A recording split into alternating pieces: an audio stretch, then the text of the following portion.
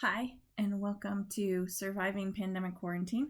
I'm your guide, Jesse Cruikshank, and today I wanted to talk about the difference between extroverts and introverts in the way that it applies to what we're going through right now. I have spent a whole week being on Zoom calls, and Friday I had like 6 hours of being on Zoom calls all total. And there's this thing called I don't know, we'll probably end up calling it Zoom exhaustion or digital meeting exhaustion. But as an extrovert, I'm an extrovert, my husband's an introvert. So now as an extrovert, I'm used to being in meetings and getting energy from the people that are there. So as an extrovert, I gain energy from that.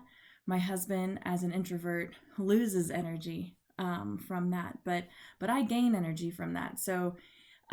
But I don't get that same energy coming through the screen that I get when I'm with people. So the presence of living things, animals, plants, other people provide life energy for me.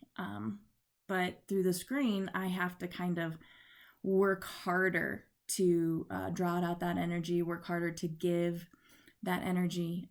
So by the time my day ended, I was pretty exhausted. And then my husband and I had a double date on Zoom with some of our best friends. And then I got really exhausted. I ended up going to bed before 9 because that just sucks the life out of me.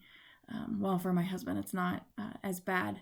So as an extrovert, I am trying to find ways to fill that void that I have from not getting energy from other people since we're in quarantine. And introverts have been having to adapt to an extroverted world for a long time. So on one hand, they're doing much better than us extroverts are. On another hand, us extroverts have no coping mechanisms for this. And so we're kind of freaking out with our introvert people around us. So poor introverts, I always feel sorry for them.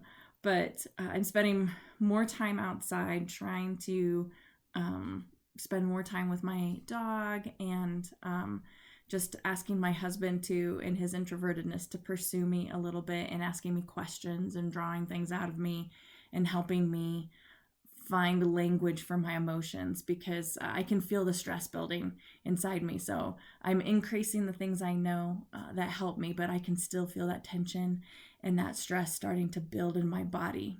My mind is calm, but my body is storing it. And I'm going to have to find some ways this weekend and come up with some ideas to kind of help be cathartic for me to get that energy and that stress out of my body. So we'll see. With the weather turning nice, maybe I can run a little longer, spend a little more time outside. I'm going to experiment this weekend, and I'll let you know.